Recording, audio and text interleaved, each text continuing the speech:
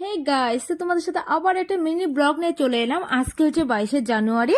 আর আজকে দিনতে জানো সবাই সবাই খুব মজা করবে আর প্রদীপ ধরাবে অবশ্যই। আজকে রাম মন্দির প্রতিষ্ঠা হয়েছে, তো আমরাও কিন্তু প্রদীপ সারা বাড়িতে প্রদীপ ধরিয়ে নিচ্ছি। আর আমি পুরোপুরি রেডি হয়ে নিয়েছি, কারণ আমরা এক জায়গায় যাব।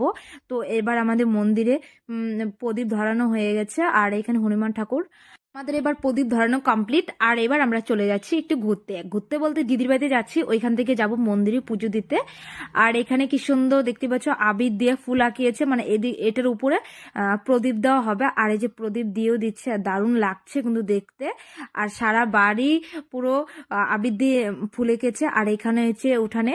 আর এবার আমরা চলে যাচ্ছি মন্দিরে পুজো দিতে যাচ্ছি, হনুমান মন্দির। আর হনুমান মন্দিরে আমরা পুজো দিতে চলে এলাম, আর পুজো দিতে আমাদের কমপ্লিট হয়েছে। আর আমরা ছিলাম সবার লাস্টে। তো পুজো দেওয়া কমপ্লিট। ভিডিওটা ভালো লাগলে লাইক কমেন্ট শেয়ার করতে একদম ভুলো না। টাটা।